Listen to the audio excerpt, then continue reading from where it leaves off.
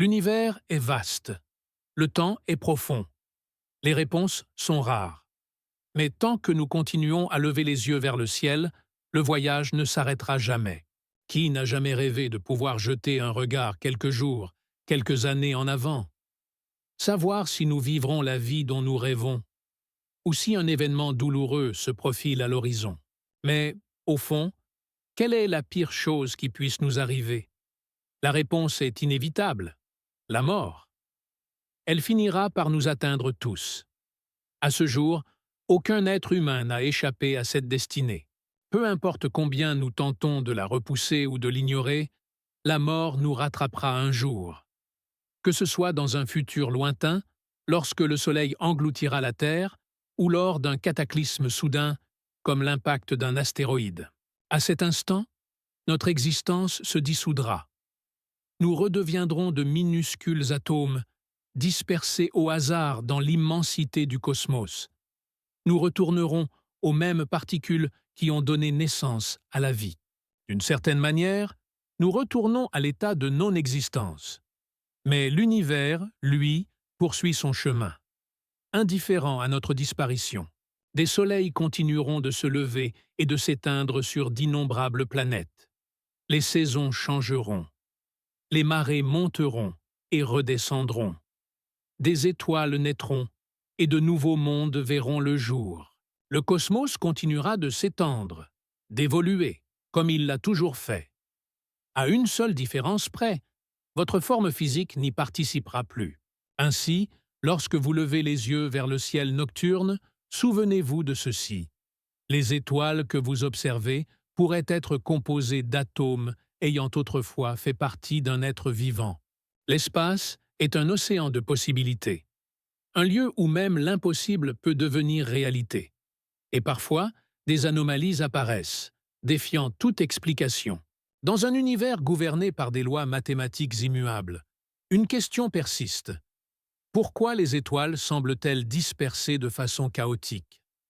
Pourquoi ne suivent-elles aucun motif apparent? Et si ce désordre apparent était un message cosmique, un message ancien, ignoré par l'humanité depuis des millénaires, un signal venu d'une intelligence inconnue? Et puis, une autre énigme surgit. Si l'univers est infini et rempli de milliards d'étoiles, pourquoi le ciel nocturne est-il noir? Logiquement, dans chaque direction où nous regardons, la lumière d'une étoile devrait finir par nous atteindre. Pourtant, ce n'est pas le cas. Ce paradoxe intrigue les scientifiques depuis des siècles. Grâce aux technologies spatiales modernes, nous sommes aujourd'hui plus proches que jamais de percer ces mystères ancestraux. Il est temps de lever le voile sur les secrets les plus profonds de l'univers. Selon la théorie de l'état stationnaire, l'univers a toujours été tel que nous le voyons aujourd'hui. Il n'aurait ni commencement, ni fin, et serait infini, immuable et identique dans toutes les directions. Dans cette vision, l'univers ne s'étend pas. Il reste figé dans le temps. Pour résoudre le paradoxe du ciel sombre, certains ont alors suggéré que les étoiles étaient simplement trop lointaines pour être visibles. Mais cette explication fut rapidement rejetée. Car si l'univers avait existé éternellement, la lumière des étoiles les plus éloignées aurait déjà eu le temps de nous atteindre et d'illuminer le ciel. Johannes Kepler proposa alors une idée radicalement différente. Selon lui, les étoiles ne s'étendaient pas à l'infini. Au-delà d'une certaine distance, il n'y aurait que le vide. Cette hypothèse semblait logique, mais elle soulevait de nouvelles questions. Où se situe cette frontière? Et surtout, qu'y a-t-il au-delà? De plus, un univers fini poserait un autre problème majeur. Sous l'effet de la gravitation, il finirait par s'effondrer sur lui-même. Pour cette raison, la majorité des astronomes continuaient de croire à un univers infini. Ainsi, le paradoxe resta sans réponse, presque oublié pendant près de 2 siècles. Jusqu'à ce qu'un astronome allemand, Heinrich Wilhelm Olbers, ravive la question. Sa réponse semblait évidente. Si l'univers est infini, alors les objets opaques le sont aussi. Poussière, roches et débris cosmiques. Ces particules absorberaient progressivement la lumière des étoiles lointaines, rendant leur éclat de plus en plus faible, un peu comme les nuages qui masquent la lumière du soleil. Mais cette explication présentait une faille majeure. Toute matière absorbant de l'énergie finit par la réémettre. La poussière ne ferait que retarder la lumière, pas la supprimer. En fin de compte, la quantité totale de rayonnement dans l'univers resterait la même. Le paradoxe persistait. Il fallut attendre encore un siècle pour en découvrir la véritable solution. En 1929, Edwin Hubble observa le ciel à travers son télescope. Il s'attendait à voir un univers en contraction, un univers fini, comme l'avait imaginé Kepler. Mais sa découverte fut stupéfiante. Les galaxies ne se rapprochaient pas. Elles s'éloignaient. Et plus elles étaient lointaines, plus leur fuite était rapide. L'univers ne s'effondrait pas. Il n'était pas figé. Il était en expansion. Une révélation qui changea à jamais notre compréhension du cosmos. Si l'univers s'étend aujourd'hui, alors il a dû être plus petit dans le passé. Les cosmologistes en ont conclu qu'il était autrefois extrêmement dense et chaud. Cet état initial donna naissance à une phase d'expansion fulgurante, connue sous le nom d'inflation cosmique. En se dilatant, l'univers se refroidit, permettant la formation des étoiles et des galaxies. Ces découvertes conduisirent à la théorie du Big Bang, le modèle le plus précis que nous ayons aujourd'hui pour expliquer la naissance de l'univers. Selon les scientifiques, cela se serait produit il y a environ 13,8 milliards d'années. Lorsque nous observons une lumière vieille de 13,8 milliards d'années, nous ne voyons pas encore d'étoiles. Non pas parce que leur lumière n'est pas arrivée jusqu'à nous, mais parce qu'elle n'existait pas encore. Plus nous regardons loin dans l'espace, plus nous remontons le temps, jusqu'à atteindre une limite observable. Non pas un mur, mais une lueur ancienne. Cette lumière est le rayonnement fossile du Big Bang, appelé le fond diffus cosmologique. C'est le point le plus lointain que nous puissions observer depuis la Terre. Mais une nouvelle question se pose alors. Si l'univers était beaucoup plus lumineux dans le passé, pourquoi ce rayonnement ne nous aveugle-t-il pas aujourd'hui? La réponse réside dans l'expansion continue de l'espace. Depuis le Big Bang, l'univers ne cesse de s'étendre, et cette expansion s'accélère. À première vue, cela semble contredire la relativité, qui affirme que rien ne peut dépasser la vitesse de la lumière. Mais ici, ce n'est pas la matière qui se déplace, c'est l'espace lui-même qui s'étire. Cette expansion est alimentée par une force mystérieuse, l'énergie noire, une entité invisible qui accélère l'expansion de l'univers et façonne son destin à long terme. Le taux auquel l'univers s'étend est mesuré par une valeur clé, la constante de Hubble. Les meilleures estimations actuelles indiquent que l'espace s'étire à environ 73 km par seconde et par mégaparsec. À ce rythme, la distance entre deux points de l'espace double en environ 10 milliards d'années. Mais cette expansion a une conséquence directe sur la lumière que nous recevons des étoiles lointaines. La lumière est une onde. Et lorsque les étoiles s'éloignent de nous, leurs ondes lumineuses s'étirent avec l'espace. Ce phénomène est connu sous le nom de décalage vers le rouge. L'œil humain ne peut percevoir qu'une gamme très limitée de longueurs d'onde. Lorsque ces ondes deviennent trop étirées, elles sortent du domaine visible. Les objets extrêmement lointains émettent une lumière si étirée qu'elle devient infrarouge, invisible pour nos yeux, mais détectable par les télescopes. Ainsi, d'une certaine manière, le ciel nocturne est bel et bien illuminé. Simplement, nos yeux ne sont pas conçus pour percevoir cette lumière. Les télescopes, eux, le peuvent. C'est pourquoi nous obtenons ces images spectaculaires de l'univers lointain. Des mondes invisibles à l'œil nu. La solution finale du paradoxe devient alors claire. La lumière se déplace à une vitesse finie et l'univers possède un âge limité, environ 13,8 milliards d'années. Cela signifie que nous ne pouvons observer que les étoiles et les galaxies dont la lumière a eu le temps de nous atteindre. Tout le reste demeure hors de notre portée. Dans les régions les plus lointaines, l'espace s'étend plus vite que la lumière elle-même. aucune information ne peut franchir cette barrière, peu importe le temps qui passe. Ce que nous observons aujourd'hui n'est qu'une infime portion du cosmos. Nous appelons cela l'univers observable. Ce n'est pas seulement une frontière spatiale, c'est aussi une frontière temporelle. Au-delà, la lumière ne nous parviendra jamais. Imaginons maintenant un futur lointain. Dans 100 milliards d'années, les galaxies lointaines auront disparu au-delà de l'horizon cosmique. Même avec un télescope incroyablement puissant, les astronomes de ce futur ne verront qu'un vide sombre et silencieux. Un univers apparemment désert. Aujourd'hui déjà, environ 20 000 étoiles quittent notre horizon observable chaque seconde. Nous sommes donc extrêmement chanceux de vivre à une époque où l'univers est encore riche en informations, où tant de mystères restent accessibles. Mais une dernière question demeure. Pourquoi les photos prises sur la Lune ne montrent-elles aucune étoile? Pour y répondre, il faut comprendre comment la couleur est créée. La couleur résulte de l'interaction entre la lumière et la matière. Lorsqu'un objet absorbe certaines longueurs d'onde et en reflète d'autres, notre cerveau interprète cette lumière comme une couleur spécifique. Un objet rouge absorbe toutes les couleurs sauf le rouge. Un objet blanc les reflète toutes. Un objet noir, lui, les absorbe entièrement. Sur Terre, le ciel est bleu, car l'atmosphère diffuse la lumière du soleil. La nuit, cette diffusion disparaît, révélant les étoiles. Sur la Lune, il n'y a pas d'atmosphère.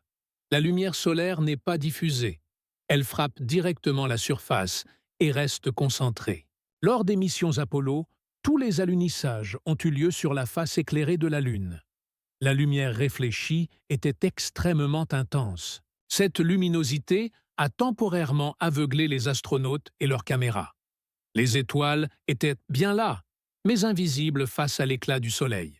Un astronaute a un jour rapporté qu'il pouvait distinguer certaines des étoiles les plus brillantes lorsqu'il se trouvait dans l'ombre du module lunaire, le regard tourné vers le ciel, la visière de son casque relevée. Imaginons maintenant un scénario différent. Si des astronautes atterrissaient sur la face nocturne de la Lune, avec des yeux totalement adaptés à l'obscurité, le spectacle serait absolument saisissant. Sans atmosphère pour diffuser la lumière, le ciel lunaire offrirait une vision incroyablement nette des étoiles et des galaxies. Si la Terre ne possédait pas d'atmosphère, son ciel ressemblerait aujourd'hui à celui de la Lune. Un ciel sombre, parsemé de milliers d'étoiles. En réalité, à cause de la pollution lumineuse et des limites de la vision humaine, nous pouvons observer environ 3000 étoiles à l'œil nu. Lors d'une nuit de pleine lune, ce nombre chute drastiquement pour atteindre à peine 300 étoiles visibles. C'est pour cette raison que certains scientifiques soutiennent l'idée ambitieuse de construire un grand télescope sur la face cachée de la Lune. L'énigme du paradoxe d'Olbers demeure l'un des mystères les plus fascinants de la cosmologie. Sa résolution a profondément enrichi notre compréhension de l'univers. Compte tenu des milliards de planètes semblables à la Terre, l'existence de la vie ailleurs semble presque inévitable. Dans l'immensité du cosmos, une conclusion s'impose peu à peu.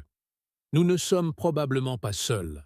Albert Einstein lui-même suggérait que l'idée d'une vie extraterrestre ne pouvait être écartée. Des études récentes indiquent qu'une large majorité de la population croit désormais à l'existence d'une vie intelligente ailleurs dans l'univers. De nombreux scientifiques estiment aujourd'hui que les avancées en astrophysique augmentent considérablement les chances de détecter une intelligence extraterrestre dans les décennies à venir. À mesure que l'humanité explore des milliers de mondes lointains, une question ancestrale ne cesse de résonner. Sommes-nous vraiment seuls? Même si l'apparition de la vie sur Terre a été un événement rare, la taille colossale de l'univers offre un terrain infini pour l'émergence de la diversité biologique. L'intelligence pourrait exister sous des formes innombrables, des plus primitives aux plus avancées que nous puissions imaginer. Certaines civilisations pourraient en être à leur début, dotées de technologies rudimentaires et d'une compréhension limitée du cosmos. D'autres, en revanche, auraient depuis longtemps dépassé notre propre niveau. Leur savoir et leur capacité nous paraîtraient presque divins. À l'échelle galactique, nos progrès actuels pourraient n'être qu'un simple balbutiement. Pour réfléchir à ces possibilités, les scientifiques ont imaginé des systèmes de classification. L'un des plus célèbres est l'échelle de Kardashev. Proposée en 1964, elle classe les civilisations selon leur capacité à exploiter et contrôler l'énergie. Cette échelle nous aide à envisager non seulement d'autres formes de vie, mais aussi le futur potentiel de notre propre civilisation. Selon l'échelle de Kardashev, les civilisations sont classées en fonction de la quantité d'énergie qu'elles sont capables de maîtriser. Une civilisation de type 1, dite planétaire, peut exploiter l'intégralité de l'énergie disponible sur sa planète natale. Cela inclut les sources renouvelables comme l'énergie solaire, le vent, les forces géothermiques et les marées. Une telle civilisation a atteint une unité globale, gérant les ressources de la planète comme un système unique et coordonné. La civilisation de type 2, appelée civilisation stellaire, est capable d'exploiter l'énergie de son étoile hôte. Elle pourrait construire des structures colossales comme des sphères ou essaims de Dyson afin de capter la puissance de son étoile. Grâce à cette énergie, elle exploiterait l'ensemble des ressources de son système solaire et financerait des technologies extrêmement avancées. Elle serait capable de déplacer des planètes, d'alimenter des trous noirs avec des étoiles et même de manipuler l'espace-temps. Une civilisation de type 3, à l'échelle galactique, pourrait contrôler l'énergie d'une galaxie entière. Elle serait capable de déplacer des planètes, d'alimenter des trous noirs avec des étoiles et même de manipuler l'espace-temps. Enfin, une civilisation de type 4 dépasserait notre compréhension actuelle, au point de pouvoir créer des univers entiers. Selon cette échelle, l'humanité n'a pas encore atteint le stade de civilisation de type 1. Cependant, nous ne sommes plus une civilisation de type 0. Notre niveau actuel est estimé à environ 0,73 sur l'échelle de Kardashev. Certains physiciens théoriques estiment qu'avec une augmentation annuelle de la consommation d'énergie de 3%, il nous faudrait entre 100 et 200 ans pour atteindre le type 1. À ce stade, nous pourrions exploiter toute la lumière solaire, les vents et les marées de la planète. Les conditions météorologiques pourraient être contrôlées, les séismes des volcans atténués et même des cités flottantes construites. À mesure que les civilisations progressent, leur mode de communication évolue également, rendant parfois la compréhension mutuelle difficile. Les civilisations de type 1 utilisent principalement des ondes radio, des signaux électromagnétiques et des communications optiques. Les civilisations de type 2 pourraient recourir à des technologies plus avancées, comme la communication par ondes gravitationnelles ou l'intrication quantique. Quant aux civilisations de type 3, leurs moyens de communication pourraient dépasser totalement notre compréhension actuelle. Des concepts comme les trous de verre ou des formes de communication subspatiale sont parfois évoqués pour expliquer ces possibilités. Pour établir un véritable dialogue, les civilisations devraient partager un mode de communication commun. Au début de notre aventure spatiale, en tant que civilisation de type 0 à 1, nous avons envoyé des messages physiques dans le vide cosmique. Les plaques Pioneer et les disques d'or des sondes. Voyager représentait nos premières tentatives de communication interstellaire. Ces messages contenaient des images, des sons et des symboles décrivant l'humanité et sa place dans la galaxie.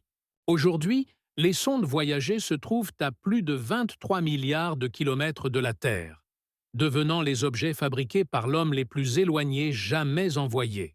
Cependant, ces messages physiques présentent des limites majeures en matière de communication réelle. L'espace est immense et presque entièrement vide, ce qui rend extrêmement improbable la rencontre fortuite avec ces messages. De plus, ces messages sont unidirectionnels. Ils ne permettent ni réponse ni échange interactif. Même si une civilisation avancée découvrait ces artefacts, l'absence de retour possible empêcherait toute conversation réelle. Enfin, les distances cosmiques signifient que le voyage de ces messages peut durer des centaines, voire des milliers d'années. Après plus de 60 années passées à envoyer des signaux dans l'espace et à scruter le ciel à la recherche de transmissions artificielles, l'humanité n'a toujours reçu aucune réponse. Le silence cosmique demeure total. Malgré nos efforts constants, nous restons, pour l'instant, sans écho. Aujourd'hui, la principale organisation mondiale dédiée à cette quête s'appelle le SETI, acronyme de Search for Extraterrestrial Intelligence. Ce projet repose essentiellement sur l'utilisation de puissants radiotélescopes. Puisque nous ne pouvons pas encore voyager librement à travers les étoiles pour rencontrer d'éventuelles civilisations intelligentes, notre stratégie consiste à écouter l'univers. Les radiotélescopes, répartis aux 4 coins du globe, captent les ondes radio émises naturellement dans le cosmos. Les scientifiques analysent ces signaux à la recherche d'anomalies, des émissions étroites et structurées qui se distingueraient clairement du bruit cosmique naturel. C'est un peu comme régler une radio FM jusqu'à tomber sur une fréquence inhabituelle, porteuse d'un message. Les chercheurs concentrent souvent leurs observations sur une région spécifique du spectre électromagnétique appelée le water hole, située entre la raie de l'hydrogène et celle de l'hydroxyde. Ces éléments étant extrêmement abondants dans l'univers, cette zone est considérée comme un choix logique pour une éventuelle communication universelle. Cependant, un obstacle majeur persiste, la barrière du langage. Le langage est le fondement même de la communication humaine. Mais lorsqu'il s'agit d'intelligence extraterrestre, le concept devient profondément problématique. Comment décrypter un message émis par une civilisation totalement étrangère à notre expérience? Quel mode de communication pourraient-ils utiliser? Sur Terre, les linguistes déchiffrent les langues anciennes grâce au contexte, aux symboles partagés et aux comparaisons avec d'autres langues connues. Face à un message extraterrestre, ces outils disparaissent totalement. Aucun contexte, aucun référentiel commun, aucune langue similaire sur laquelle s'appuyer. De plus, supposer que les extraterrestres utilisent une communication verbale est une hypothèse risquée. Sur notre propre planète, de nombreuses espèces communiquent sans mots. Les seiches et les caméléons utilisent des variations de couleurs corporelles, tandis que les fourmis et les abeilles échangent des informations à l'aide de phéromones chimiques. Même si nous parvenions à reconnaître leur langage comme une suite de symboles ou de sons, pourrions-nous réellement en comprendre le sens? Le langage est indissociable de la culture et d'un cadre de référence partagé. Une phrase banale pour un humain moderne serait totalement incompréhensible pour une autre espèce dépourvue de nos concepts fondamentaux. C'est pourquoi de nombreux scientifiques considèrent les mathématiques comme notre meilleur espoir. Les mathématiques constituent un langage universel, indépendant de la culture, du temps et de l'origine biologique. Où que l'on se trouve dans l'univers, 2 plus 2 feront toujours 4, et le rapport entre la circonférence d'un cercle et son diamètre restera constant. Une approche possible consiste à utiliser le langage binaire. Le bi, unité fondamentale de l'information, peut être représenté par un 0 ou un 1. En combinant ces bits, il devient possible d'encoder des nombres, des symboles, puis des concepts de plus en plus complexes. Ainsi, une civilisation intelligente pourrait reconnaître des schémas mathématiques indiquant une origine artificielle. Malgré cela, composer un message réellement compréhensible par une intelligence extraterrestre demeure peut-être le plus grand défi intellectuel jamais affronté par l'humanité. Une conversation véritable pourrait même être impossible. Certaines civilisations hypothétiques pourraient nous devancer de millions d'années sur le plan technologique. Il est même envisageable que ces formes de vie aient abandonné leur biologie pour exister sous une forme entièrement numérique. Leur conscience individuelle pourrait s'être dissoute dans un vaste réseau collectif, une intelligence globale dépassant toute notion humaine de pensée et d'identité. L'écart immense d'intelligence entre l'humanité et d'éventuelles civilisations extraterrestres, combiné à notre ignorance totale quant à leurs intentions réelles, a conduit certains scientifiques à exprimer de sérieuses réserves. Selon eux, annoncer volontairement notre présence dans l'univers pourrait comporter des risques imprévisibles. Cependant, même si ces craintes étaient fondées, il serait probablement déjà trop tard pour se cacher. Toute civilisation capable de voyager entre les étoiles possède nécessairement une technologie suffisamment avancée pour détecter les signaux radio et télévisés qui s'échappent de la Terre depuis plus d'un siècle. Nos émissions forment déjà une bulle électromagnétique en expansion dans l'espace. À ce stade, transmettre volontairement des messages supplémentaires ne représenterait donc aucun danger supplémentaire. Compte tenu des connaissances actuelles, il est tout à fait plausible qu'un premier contact puisse avoir lieu dans un avenir relativement proche. Il est également possible qu'une civilisation extraterrestre ait déjà intercepté nos messages, mais ait simplement choisi de ne pas répondre. Le silence, après tout, peut aussi être une décision. Ces démarches sont regroupées sous le terme de SETI actif, également appelé METI, Messaging Extraterrestrial Intelligence. Contrairement à l'approche passive consistant à écouter l'univers, cette méthode implique l'envoi intentionnel de messages vers l'espace. En adoptant une attitude proactive, les scientifiques espèrent attirer l'attention d'intelligences capables de capter et d'interpréter nos signaux. Ce changement de paradigme reflète une conviction croissante. L'humanité ne devrait pas seulement observer, mais aussi participer activement à la communication cosmique. Mais une question demeure obsédante. Si la probabilité de civilisations extraterrestres est si élevée, pourquoi n'avons-nous toujours aucune preuve tangible de leur existence? Ce mystère fut formulé pour la première fois par le physicien Enrico Fermi et est aujourd'hui connu sous le nom de paradoxe de Fermi. Lors d'un déjeuner informel avec ses collègues, Fermi posa une question d'une simplicité déconcertante. S'ils existent, alors, où sont-ils? Pourquoi n'avons-nous jamais observé la moindre trace indiscutable d'une civilisation extraterrestre, malgré l'immensité de l'univers? Une réponse possible est peut-être la plus humiliante. Ils n'ont tout simplement aucun intérêt à communiquer avec nous. Les exigences logistiques du voyage interstellaire impliquent qu'une civilisation doit au minimum atteindre un niveau équivalent à une civilisation de type 2 sur l'échelle de Kardashev. À leurs yeux, l'humanité pourrait paraître insignifiante. Après tout, quel être rationnel tenterait de communiquer avec une fourmi? Et comment une fourmi pourrait-elle comprendre qu'un être tente de lui parler? À l'échelle cosmique, notre civilisation pourrait être comparable à une colonie de fourmis particulièrement organisée, ayant réussi à dominer une planète entière. Cette idée est connue sous le nom de l'hypothèse du zoo.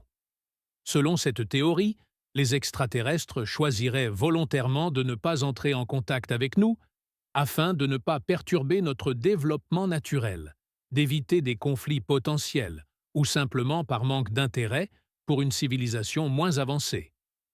Une autre explication du paradoxe de Fermi suggère que nous avons peut-être déjà reçu des signaux, sans en avoir conscience. Il est possible que nous n'ayons pas été capables de les détecter correctement, ou que nous ne sachions pas encore les interpréter. Au fil des années, plusieurs signaux étranges provenant de l'espace ont été enregistrés, suscitant de nombreuses interrogations. Le plus célèbre d'entre eux fut détecté en 1977 par le radiotélescope Big Ear de l'Université de l'Ohio. Le 15 juillet 1977, lors de son service de nuit, Jerry Ehman, professeur et volontaire du projet SETI, remarqua une anomalie remarquable sur une impression informatique. Le signal, d'une durée de 72 secondes, atteignait une intensité 30 fois supérieure au bruit de fond habituel et provenait de la constellation du Sagittaire. L'ordinateur traduisit cette émission en une séquence alphanumérique étrange, 6E QUJ5. En découvrant l'impression le lendemain matin, Ehman fut tellement stupéfait qu'il écrivit simplement « Wow » dans la marge. Ce signal est depuis connu sous le nom de signal Wow. Malgré une analyse approfondie, toute interférence d'origine terrestre fut écartée.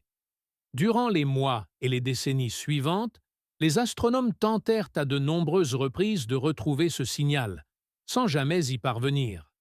À ce jour, son origine demeure inconnue. Pour progresser dans la recherche d'intelligence extraterrestre, il ne suffit pas de détecter un signal exceptionnel une seule fois. Il faut pouvoir l'observer de manière répétée et vérifiable. Tant que cela n'est pas possible, le mystère reste entier.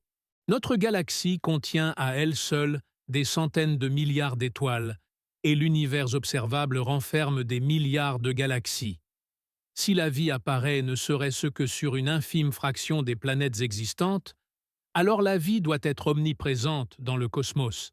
C'est cette perspective vertigineuse qui pousse l'humanité à poursuivre inlassablement sa quête. Le premier contact ne se produira peut-être pas de notre vivant, mais lorsqu'il aura lieu, il marquera un tournant fondamental dans l'histoire de l'espèce humaine. Il transformera notre vision du monde, nos priorités et notre propre identité. Un fantôme cosmique. Une planète qui n'a peut-être jamais réellement existé. Jamais auparavant, l'astronomie n'avait été confrontée à un phénomène aussi déroutant. Que pouvait bien être cet objet? Une simple erreur d'observation? Une anomalie statistique? Ou quelque chose de bien plus étrange? Lorsque la NASA annonça en 2004 la découverte d'un objet massif baptisé Dagon, les scientifiques remarquèrent immédiatement que quelque chose ne collait pas. Dès le départ, ce corps céleste défiait les modèles établis de la formation planétaire. Selon les théories dominantes, des planètes géantes gazeuses, mesurant 2 à 3 fois la taille de Jupiter, ne peuvent se former que sur des périodes extrêmement longues. Or l'étoile autour de laquelle Dagon semblait orbiter, Fomalhaut, n'avait qu'environ 400 millions d'années. À titre de comparaison, notre Soleil est âgé de 4,6 milliards d'années. Une planète aussi massive autour d'une étoile si jeune semblait donc hautement improbable. Plus troublante encore, Fomalhaut est entouré d'un vaste disque protoplanétaire, composé de gaz, de glace et de poussière. Dans un tel environnement, les premières planètes formées devraient être brûlantes et émettre principalement dans l'infrarouge. Pourtant, Dagon ne correspondait pas à ce profil. Il émettait une lumière ultraviolette intense, un comportement totalement inattendu pour un exoplanète de ce type. Sa luminosité exceptionnelle accentuait encore le mystère. L'objet brillait avec une intensité rarement observée, suscitant une avalanche de questions. Pour tenter d'expliquer cette brillance anormale, certains scientifiques avancèrent l'hypothèse d'un gigantesque système d'anneaux, comparable mais bien plus vaste que celui de Saturne. Un tel système aurait pu réfléchir davantage de lumière stellaire et amplifier artificiellement son éclat. Mais les anomalies ne s'arrêtaient pas là. Le mouvement orbital de Dagon défiait lui aussi toute logique. Bien que la durée exacte de sa révolution autour de Fomalhaut restât incertaine, les observations indiquaient que sa vitesse augmentait de manière inexpliquée tout au long de son immense orbite. Ce comportement dynamique ne correspondait en rien à celui d'une planète stable et bien ancrée gravitationnellement. Au fil des années, il devint évident pour l'équipe de recherche que Dagon ne se comportait pas comme une planète authentique. Son apparence étrange, combinée à ses mouvements imprévisibles, continua de déconcerter les astronomes. Pourtant, en raison de contraintes budgétaires et d'un changement de priorité scientifique, l'étude approfondie de l'objet fut progressivement abandonnée. Pendant près d'une décennie, le mystère resta en suspens. Ce n'est qu'en 2020 que la NASA décida de revisiter les archives du télescope spatial Hubble. Ce qu'ils découvrirent alors dépassa toute attente. Dagon avait disparu. Les données révélèrent que l'objet avait commencé à s'étendre et à perdre en luminosité dès 2006, avant de s'estomper complètement aux alentours de 2014, comme s'il s'était dissipé dans le vide, laissant derrière lui un silence cosmique déroutant. Face à cette disparition inexpliquée, les scientifiques se retrouvèrent dans une impasse totale. Tous les événements observés contredisaient les connaissances établies sur les exoplanètes. Une conclusion radicale s'imposa alors progressivement. Dagon n'avait peut-être jamais été une planète. Une première hypothèse suggéra qu'il s'agissait d'une planète errante, détachée de son étoile d'origine et traversant accidentellement le système de Fomalhaut. L'idée d'un monde vagabond, libre de toute attache gravitationnelle, ajoutait une dimension fascinante au mystère. Mais une analyse approfondie du système révéla rapidement les failles de cette théorie. Les forces gravitationnelles complexes du système, combinées à la présence d'un immense disque de débris, rendèrent le passage d'un tel objet extrêmement improbable sans laisser de traces. Une planète errante aurait perturbé le disque environnant, laissant derrière elle des signatures observables, à l'image des traînées laissées par un avion dans le ciel. Or, aucune perturbation de ce type ne fut détectée. L'absence totale de ces miettes cosmiques força les chercheurs à explorer une autre piste. La théorie aujourd'hui la plus crédible est aussi la plus surprenante. L'objet observé n'était pas une planète, mais un nuage de poussière en expansion, issu d'une collision colossale entre deux corps célestes. Ces objets, parfois qualifiés de planétésimaux ou de fœtus planétaires, mesuraient chacun environ 200 km de diamètre. Une telle collision est extraordinairement rare. Les probabilités estiment qu'un événement de cette ampleur ne se produit qu'une fois tous les 200 000 ans dans un système donné. Que les astronomes aient pu observer ce phénomène presque en temps réel relève d'un hasard cosmique exceptionnel. Selon cette hypothèse, la collision aurait eu lieu autour de l'année 2004.